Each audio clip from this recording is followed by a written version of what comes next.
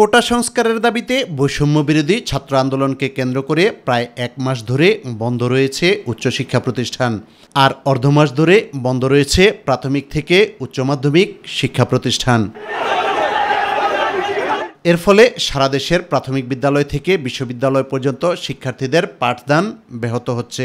এভাবে চলতে থাকলে বিশ্ববিদ্যালয় পর্যায়ে সেশন জট সহ অন্যান্য প্রতিষ্ঠানে লেখাপড়ার ব্যাপক ক্ষতির সম্ভাবনা রয়েছে বলে মনে করেন শিক্ষাবিদরা।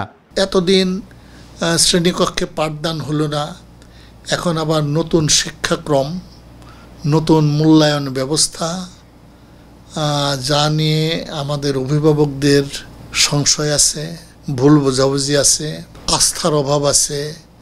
সেটা তো শিক্ষকদের মধ্যে অনেকাংশ আছে। আমাদের ছাত্ররা নিরপরাধ, তাদের অবশ্যই মুক্তি দেওয়া উচিত এবং সেটা যত দ্রুত সম্ভব। কালক্ষেপণ করলে জাস্টিস ডিলেড, জাস্টিস ডিনাইড। বিশ্ববিদ্যালয়ের একবার সেশন জট দেখা দিলে সেই সেশন জট কাটিয়ে ওঠা কিন্তু খুব কঠিন। একসময় ঢাকা বিশ্ববিদ্যালয়ে 4 বছরের অনার্স কোর্স শেষ করতে 7 বছর লাগতো। এখন বহু চেষ্টার পরে এটা শূন্যের কোঠায় নিয়ে আসা গেছে।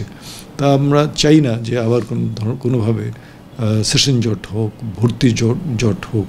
চলমান আন্দোলনে ছাত্রছাত্রীদের ক্ষতি পোষাতে দ্রুত শিক্ষা প্রতিষ্ঠান খুলে দেওয়ার পাশাপাশি নানা উদ্যোগের কথা তুলে ধরেন তারা। সব মিলে আমার মনে হয় এখন একটা স্থিতিশীল অবস্থায় আছি আমরা, কিন্তু এটাকে এখন অতি জরুরি ভিত্তিতে শিক্ষা প্রতিষ্ঠানগুলো খোলার দিকে নিয়ে যেতে হবে। শুক্রবার এবং শনিবার এই ছুটির দিনগুলোতে তারা অতিরিক্ত ক্লাস নেবেন। তবে আমার মনে হয় যদি অতিরিক্ত ক্লাস নিতে হয় সেটারও লোডটা একটু কমিয়ে নিতে হবে।